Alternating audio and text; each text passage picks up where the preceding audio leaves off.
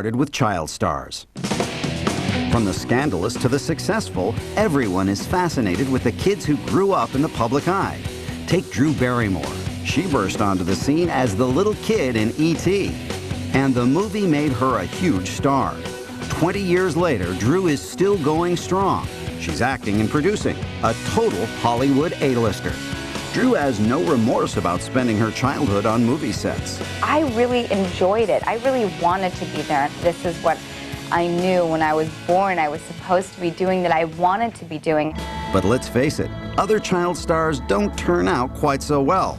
And those are the stories we like best. No one wants to know that, a guy did a couple commercials when he was 5 and did a failed pilot when he was 8. They want to know about the guy who punched out the security guard, or the guy who, robbed the 7-Eleven to, buy Coke. Not all child stars end up behind bars, of course. Some, like Alyssa Milano, easily make the transition to adulthood, while others decided to get while the getting was good. The more that I saw of the business and the more adult I got, the less I liked it. Quinn Cummings starred in the 1977 film The Goodbye Girl, which earned her an Academy Award nomination at the age of 10. Hello. The Supporting Actress Award was the first one that year. So within 7 minutes, I knew that Vanessa Redgrave had won. And then there's the sitting there part. As Quinn became more familiar to viewers on the hit TV series Family, the viewers became too familiar with her. People will ask questions of a celebrity they wouldn't ask their own relatives. Did you run through all of your money? Did you have a drug problem? Quinn was clean, but her heart just wasn't in acting.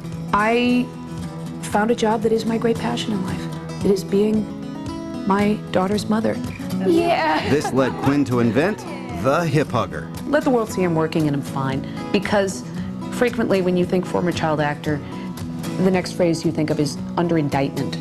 Former TV sitcom star Tina Yothers doesn't think fame should be blamed for a child star's misfortune. I don't think it's the business that leads you into those bad choices in life. I think that's definitely a personal choice that fellow child actors have made. Tina worked on the hit TV series Family Ties for 7 years, literally growing up on the television screen. Now she's got a new look and has given up acting to team up with her brother Corey in the band Jaded. Occasionally they come thinking that Jennifer is going to be on that stage rocking out. But they're pretty, I think they're pleasantly surprised when they see that it's real and it's not just some gimmick thing that we're just, kicking around. Child star Jeremy Licht didn't have to kick around too long. In 1986, he landed a role on a sitcom. For 6 years, he was a member of TV's Hogan family. We had our 100th episode party. They said, we're hoping to be here another 100 episodes from now, and we were, excited about that. And 10 shows later, we got the call that we had been canceled. That motivated Jeremy to go to school, where he earned a degree in finance. I started my capital management company almost 6 years ago. And fortunately, it's been wonderful to me. I'm very happy in the business that I'm in, but yet with the experiences that I have had as an actor, would certainly not turn anything down were it to come my way. Like Jeremy, many child stars decided to leave their acting options open. Fred Savage was only 12 when he got the lead in the TV series The Wonder Years. I'm kind of young to decide what I want to do for the rest of my life, but so far I want to act. Just know that I know, okay? The Wonder Years lasted for 6 seasons on ABC, and then Fred got his college degree, and now has an ongoing career as an actor. I think there was a generation of kids, of child actors that acted in the late 70s, early 80s, who, had problems later on in life. So when you look at what a lot of us are doing now, we may not still be acting, but we've gone to college, or we're still acting, or writing, or we're directing, or we're producing, or we're really, doing well. Hey, I'm Danica McKellar. You want to know where I've been for the last 5 years? Here at UCLA studying mathematics. After playing Fred Savage's dream girl on The Wonder Years, Paul told you? He says you're crazy about me. Danica did the math and earned herself a degree. Math is something that I will undoubtedly keep up through reading books at a high level, and maybe someday I'll go to graduate school like my professor wants me to. But for now, I really want to return to acting. Another UCLA alum is the artist formerly known as Urkel. A party for me? Well, how'd you know I was coming back early? Let's get down. As Urkel, Jaleel White was a nerd's nerd, but behind the uber nerd was a serious film student. Directing is something I'll do down the line when I work as an actor under better directors in film, and learn more about the craft from watching other guys who are pros do it. But I definitely want to put my finger on all of it. Remember little Rudy Huxtable? She's all grown up now. Education is something to me that's always been important, and I believe that I needed to do that first and then come back to the acting, because acting is going to be there, but those are moments that you can only capture once. And it was just important, for me it wasn't an option not to get my college degree. Getting that diploma helped a lot of child stars stay grounded and deal with the problems of growing up. If I hadn't had schooling to fall back on, I would have probably ended up like some of the other child actors that we all know about. Danny Pintorro played Little Jonathan on Who's the Boss. I like the way this place works. Hey, Sam, give me some more turkey. Get it yourself. Now a Stanford graduate, Danny never lost the showbiz bug. I was Jonathan Bauer, and I wasn't going to be seen as anything else. When you go out for an audition, that casting director knows you as that character. It was a tough time for Danny, but he got unexpected help from the National Enquirer. It's one of the few moments when I think anyone can say that the Enquirer actually did a heartfelt story. In 1997, the Enquirer reported to the world that Danny was gay. Coming out was definitely a positive experience. But Pintorro's relationship with the tabloids soon turned sour. The articles were all about, look what has happened to his life. He has no more money, he's working at the Gap. And it's completely not true. I wanted to work at the Gap. I wanted to see what it was like to do retail. These days, Danny makes a living on stage. I love being an actor, and I can't wait to see what the next step is with being an actor. I'm 26, I'm young, I'm in New York. I've got every door open to me, and the possibilities are endless. So whether you're an actor in New York, an active mathematician, or just an inventive mom, we're happy to report that child stars do turn out okay. Lots more of your favorite stars still to come. Did you ever wonder what happened to Marsha? I took some time off. And what about Phoebe Cates? Hollywood is going to think, how come she's not, when was her last movie? How come she hasn't done a movie in 6 months? And what about your favorite TV duos? Mark reminds me sometimes of a really cute little lizard. More of your favorite stars then, now, next. Tonight's presentation on ABC brought to you by Easy Breezy Beautiful CoverGirl.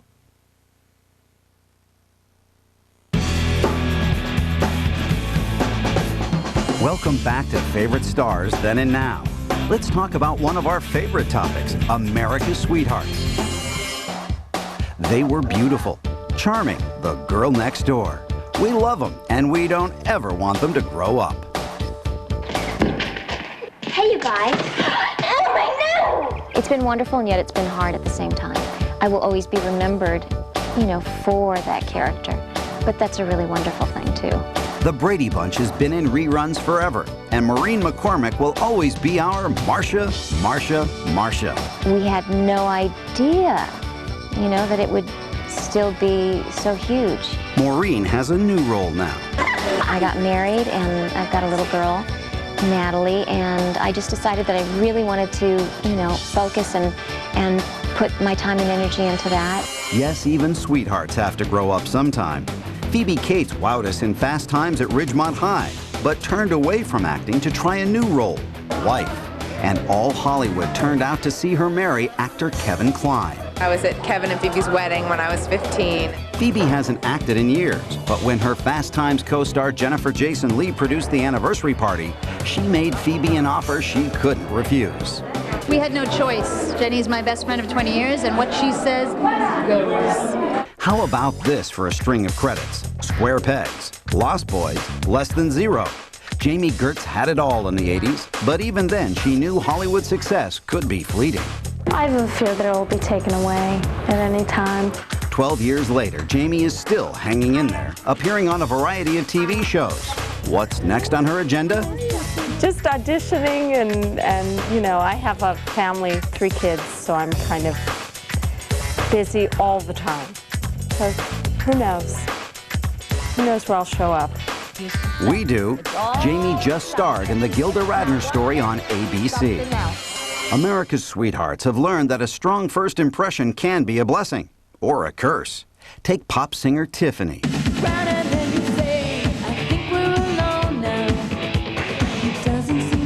Tiffany sang in shopping malls from coast to coast that led to a #1 album and thousands of fans. She even had her own groupie with his own unique style. Since then, Tiffany has tried to regain her glory. I did a great album, got a ton of wonderful reviews, which I was hands down thrilled about, and yet radio wouldn't play my album because I was Tiffany. Their mindset is that of the mall girl who is 15, 16 years old. Obviously, I've changed a lot. In 2002, Tiffany revealed just how much she changed in a Playboy pictorial. Hands down, I'm glad I did it. It opened a lot of doors and is opening a lot of doors to people who wouldn't be interested in me because of my name. 10 years ago, life was a scream for Kristy Swanson. She was the original Buffy the Vampire Slayer in the movie that launched the TV series. As Buffy, Kristy was a sweetheart poised for stardom. I was terrified.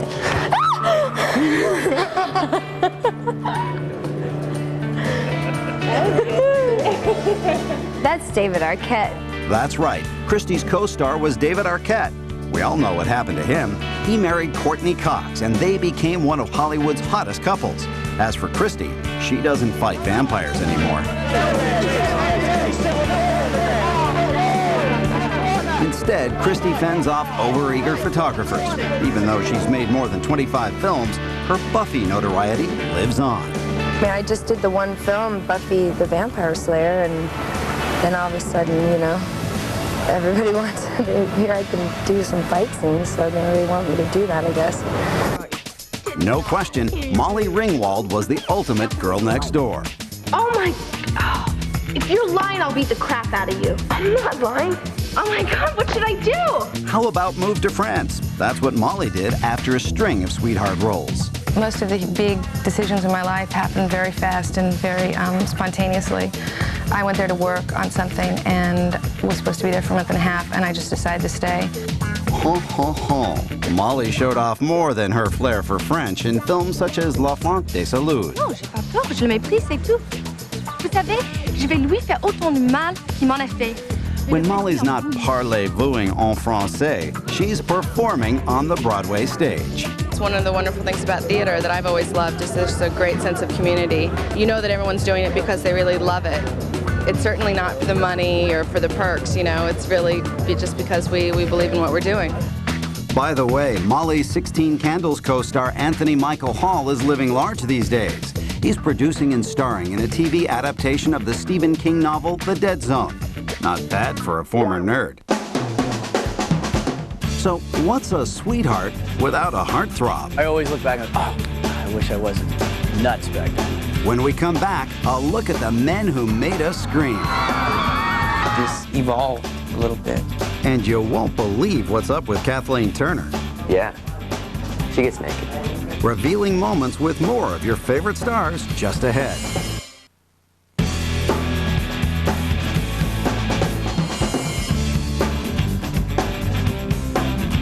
Time now to talk about the boys.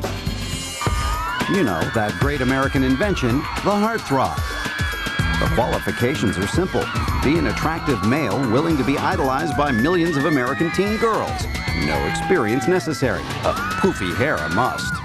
Well, when you're, 18 years old, being a heartthrob is not a bad thing to be.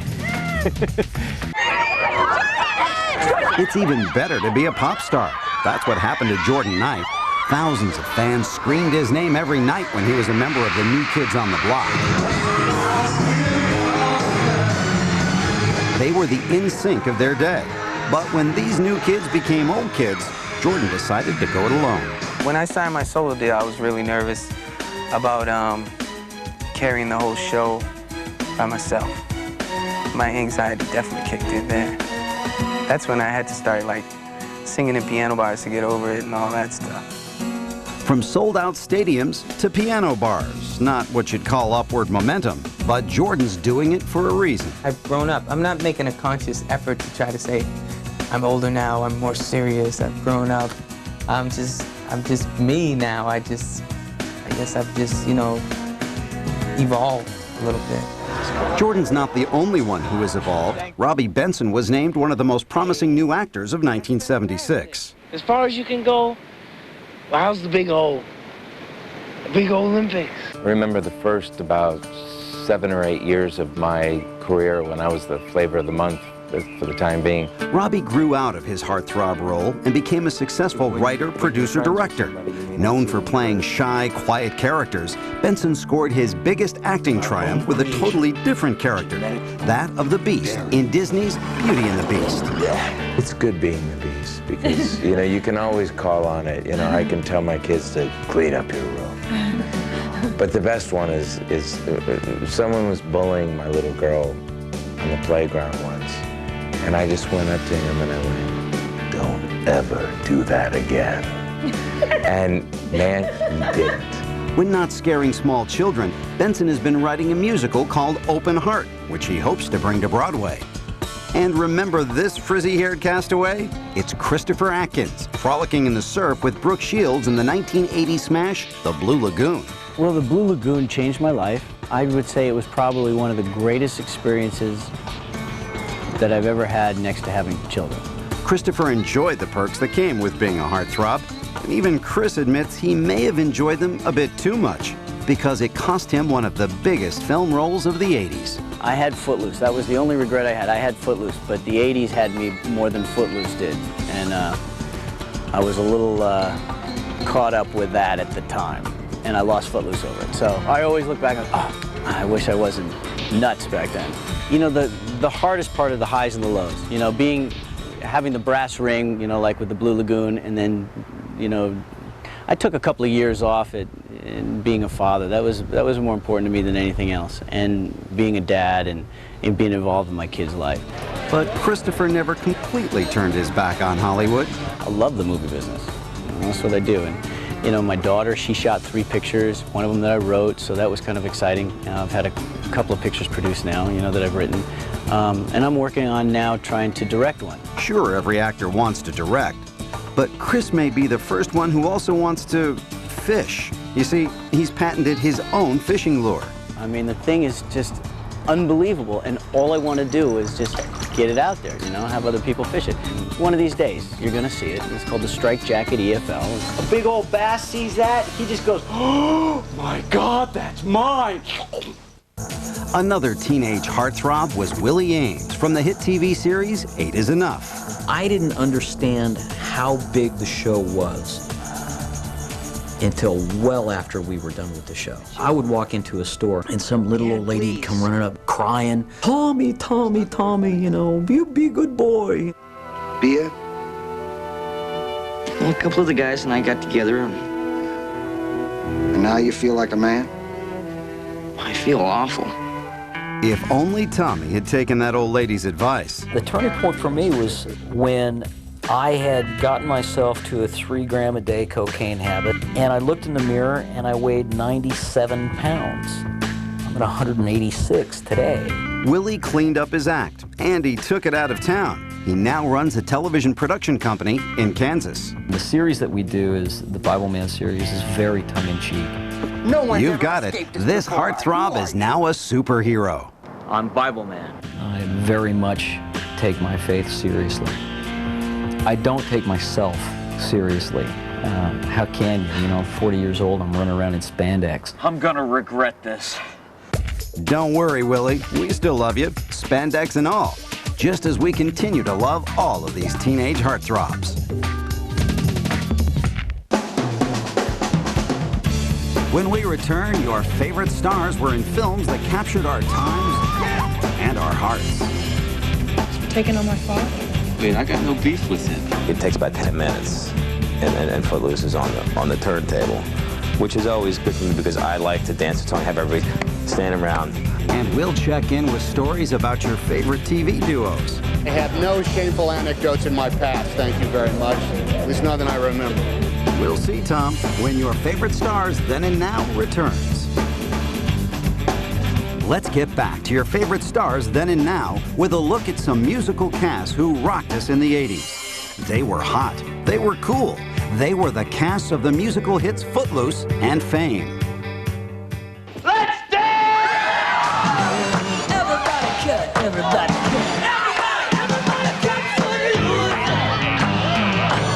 It's been 18 years since Footloose kickstarted some very major careers. You don't get to turn my fight into some kind of a screw you to your old man. Kevin Bacon's been making movies ever since Footloose made him a star. And he knew then that the film would live forever. What's always fun is, you know, every time I go to any discotheque or wedding, it's like, it takes about 10 minutes, and Footloose is on the turntable, which is always good for me because I like to dance the song, have everybody stand around. Kevin still has the music in him. He's even formed a band with his brother. The name, of course, the Bacon Brothers. Being a performer is at the core of what I do, and that's sort of wanting to be out there and know that the people are there watching you and you're giving something and they're giving something back. Thank you. And speaking of brothers, what about Chris Penn? His brother Sean scored an Oscar nomination this year, and Chris scored big with a role in the hit movie Rush Hour 2. Chris continues his love of music as well.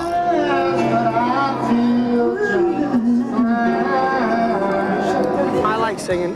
I've been giving up the sleep to sing. Hey, that tie is fabulous. That's right. Sarah Jessica Parker demonstrated a flair for fashion back in Footloose. She continues to influence style on her Emmy-winning series, Sex and the City. I've been working for 25 years as an actress, so to be able to have opportunities now at this late stage is really just nice. Sarah Jessica will soon be taking on a new role as a mom. She and actor hubby Matthew Broderick have announced they're having a baby. She is beaming. She is thrilled. Well, she and Matthew are very private, but we want them to be happy. You know, they're a wonderful couple. We couldn't be more excited. No! I can never let up! Back then, John Lithgow talked the talk. Now, after winning 3 Emmys for the sitcom Third Rock from the Sun, Big John is walking the walk, the Hollywood Walk of Fame. I never thought I'd do movies. I did movies. I certainly never thought I would do a sitcom, and now have I ever done a sitcom. So, yeah, it's been one surprise after another. The good news is I've been surprising audiences, too. Laurie Singer played Lithgow's daughter in Footloose. It's a role she still cherishes. Footloose was a tremendous break for me. Everybody was trying for that role. After a few movie roles in the 90s, Laurie took a break from show business. My artistic life had to go on hold a little while, and I had to take time with my family. But like her co-stars, Laurie still has the music in her.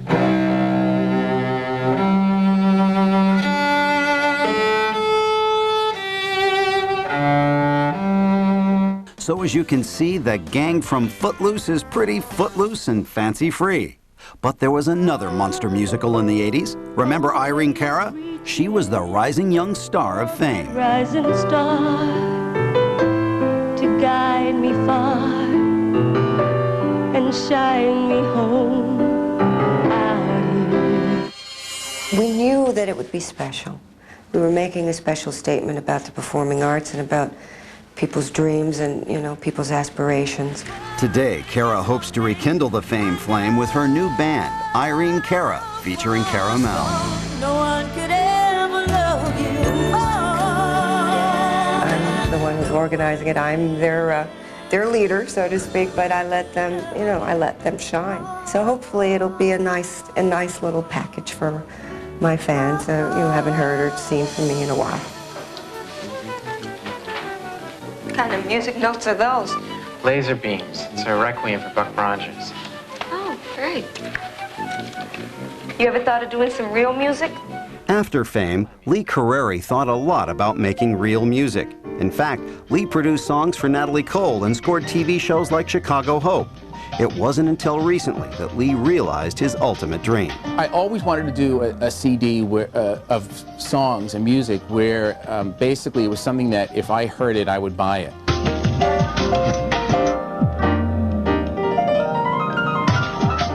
I'm grateful for my time in the movie and the TV show for bringing me that audience and bringing me that kind of recognition that I really, you can't buy. One of the most recognizable Fame cast members is choreographer Debbie Allen. To do Fame was probably one of the best things that ever happened to me in my life.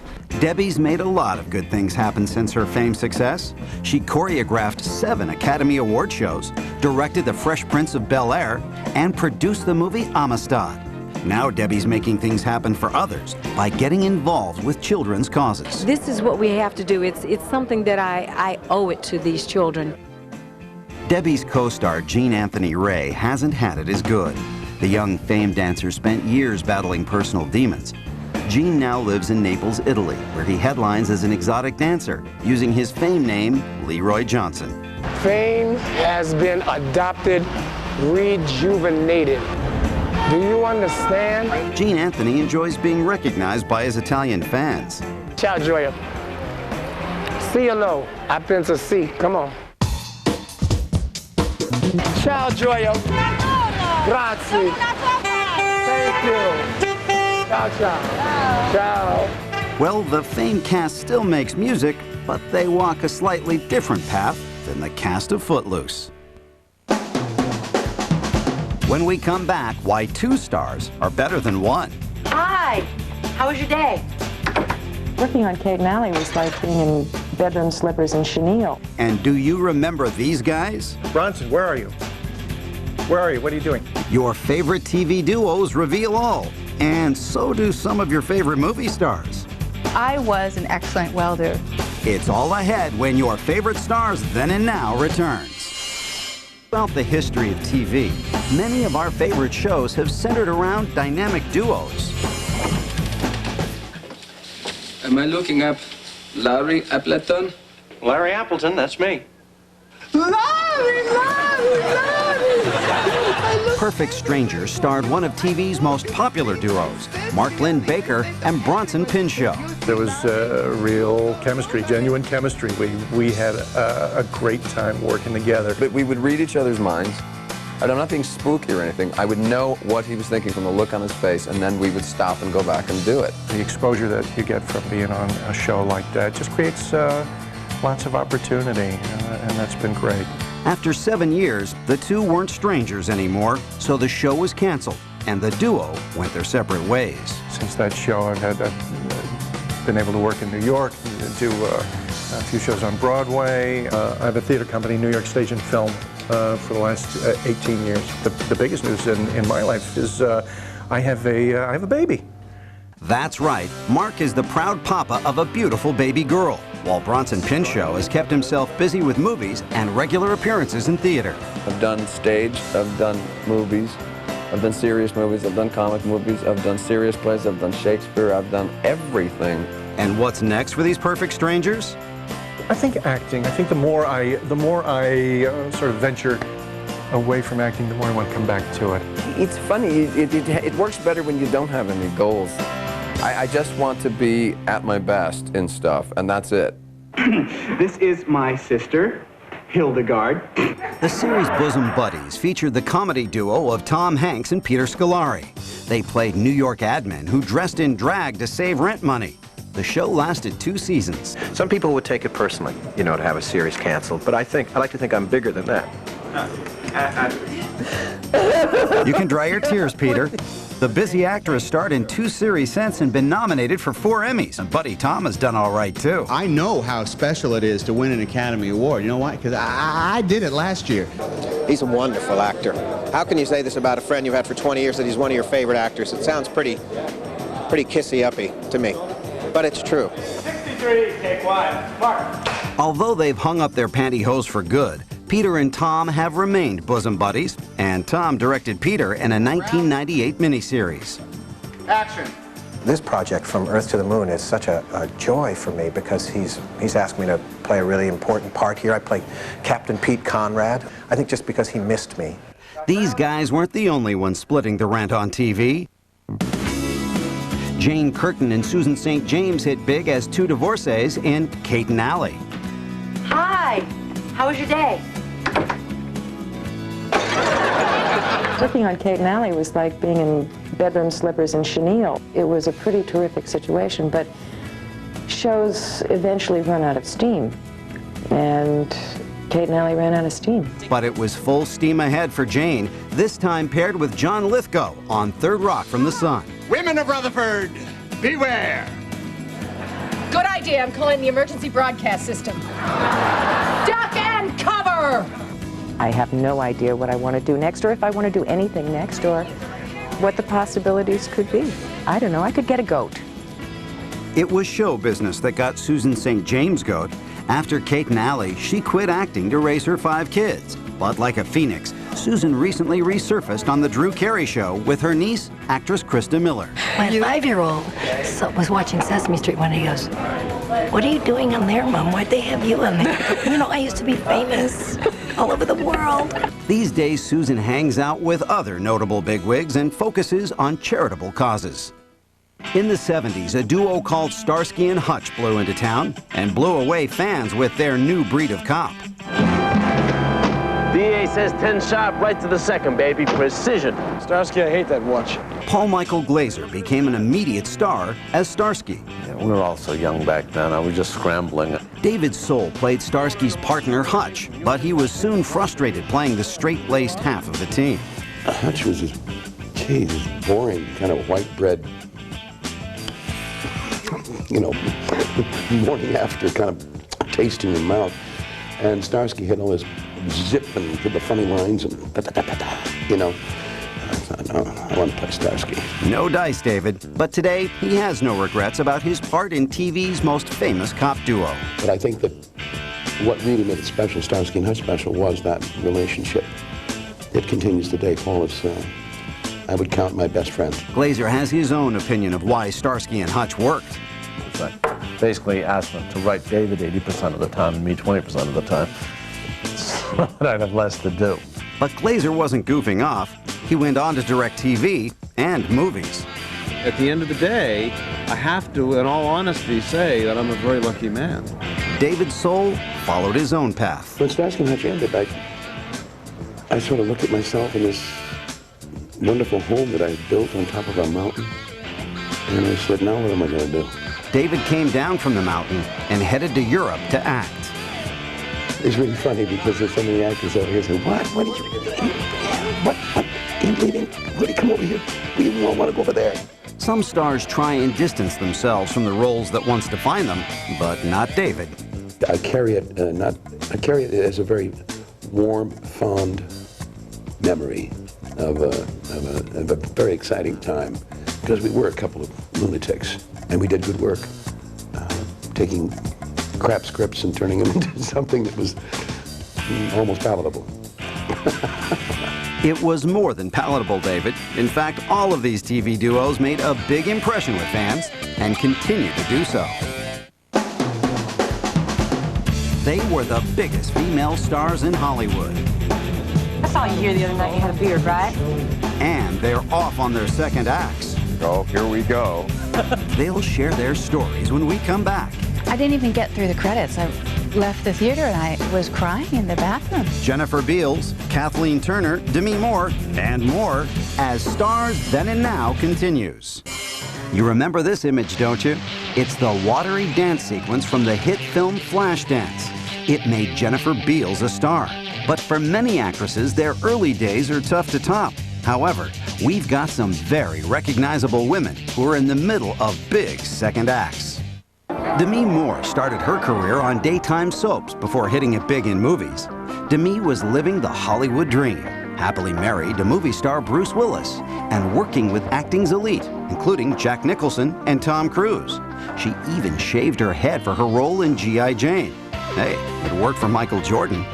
I put the effort in, I put the time in, and I had a mental focus of what I was trying to accomplish, just like anybody who had homework for any particular job. Though Demi and Bruce ultimately split up, they remain close. She still brings their 3 daughters to Dad's movie premieres. But other than doing voice work for Disney's Hunchback of Notre Dame, she's content to stay at home and concentrate on raising the kids. I saw you here the other night. You had a beard, right? That's right. Thought it looked good. You should have shaved it. Deborah Winger had a string of hit movies in the early 1980s, including Urban Cowboy with John Travolta. But with sudden fame came whispers that Deborah was difficult to work with, and those rumors got back to her. So I learned that when I was, 22 years old, that, oh, okay, they're going to talk about me in that way, I'm going to let them. Deborah retreated into family life until she began producing her own films, like Big Bad Love, directed by her husband, Arliss Howard. He agrees there's a double standard for women in Hollywood. If a woman stands up and says, hey, hang on a second, I got a problem with that, you go, oh, here we go. Whereas if a guy does it, he goes, well, yeah. Oh, that's really interesting. Kathleen Turner melted ice cubes with Body Heat more than 20 years ago, and she's still hot today. Yeah, I'm going to be 48 soon, and I suppose that people are still excited and interested in my body. He's rather complimentary. Turner does a nude scene in the Broadway stage version of The Graduate. The play has gotten mixed reviews, but Turner's nudity has gotten more than a few thumbs up. I tried very hard to find and justify partial nudity. I mean, believe me, I was trying to figure out some way. But it became quite clear that to serve the play and to have the impact that drives the action, we had to have that. We had to have the nudity. And yeah, she gets naked. What would you like to know about it? American Pie star Jason Biggs has parlayed an affinity for sexy desserts into a co-starring role with Turner and Alicia Silverstone. According to a not-so-clueless Alicia, Kathleen's not the only one going the full Monty. Jason's naked the whole damn time. He's the one they should be talking about. He's the one who's naked. Alicia's first big hit was with the film Clueless in 1995. That's like a famous quote. Really? From where? Cliff's Notes. After a few follow-up roles, she's been out of the spotlight, but now she's back and having a great time. I don't really know how to explain it. It's all been so much fun. I kind of feel like it's like the college years I didn't have. When Jennifer Beals made Flashdance, she was only 18 years old. It was a huge hit, and Beals may have never quite gotten over the first time she saw herself on the big screen. When I first saw the film at the premiere, I didn't even get through the credits. I left the theater and I was crying in the bathroom. It was insane. I felt like I had been separated from myself. Even though the talented actress has appeared in more than 30 films, Jennifer will never forget her first time or the valuable technical skill it taught her. I was an excellent welder. I went to a little welding school and I got really good at it. I did it without the sparks and everything, and the welds were really clean. And I get to the set and I'm welding. I'm doing a little scene where I'm welding. And Adrian's yelling out, "More sparks, darling, more sparks." I'm like, well, Adrian, that's not good welding. She's a good welder, She's like, I don't care, it's more visually interesting, So I was doing more sparks, and that killed me, because I knew how to weld, Maybe I couldn't do, the backwards flip off of the whatever, but I could weld. Winger, Turner, Silverstone, and more. It's not a law firm, just a group of talented women who are all in the second acts of their careers and firmly believe the best is yet to come. So there you have it, your favorite stars then and now. Some have become stay-at-home parents who've given up the spotlight, sort of. I'm leaving the gym. My hair is like in a point on the top of my head. I'm sweaty, I'm exhausted, and someone looks at me and goes, "I'm sorry, but didn't you, oh man, could you wait like 20 minutes? I'll take a shower, I'll blow out my hair, and then you can recognize me." Don't worry, our favorite stars will always be remembered for the first time they caught our eye. It was a great childhood. I had the experience to work with amazing people, got to travel around the world, and it was awesome.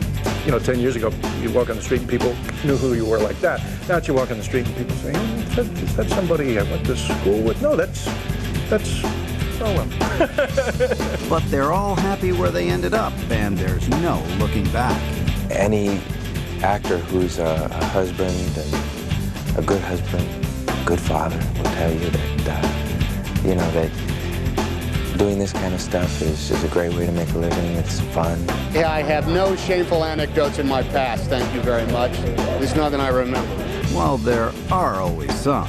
I didn't get to go to proms or football games or those sorts of things. I didn't have, you know, that in my life. But I get dressed up every year and go to the Emmys, so that was my version of the prom. It's all part of being a star. I think I've babbled on enough for you people. Don't say that, Quinn. We love the visit. Good night, everybody. I'm definitely at a place now where I'm ready for whatever anybody throws at me, so we'll see. Okay. Stay tuned. It would be nice, you know, if someone would pull up in a big truck and deliver your life to you, but it doesn't happen that way. You have to make things happen yourself. A classic TV duo. I love those little catchphrases. A classic TV duo. I always tell people it was like Captain's Courageous for a while. I was like, you know, where's the luxury liner? They said, there is no luxury liner. Get your butt over there and shut up. If the phone never rings, that'll be fine. I'll be okay.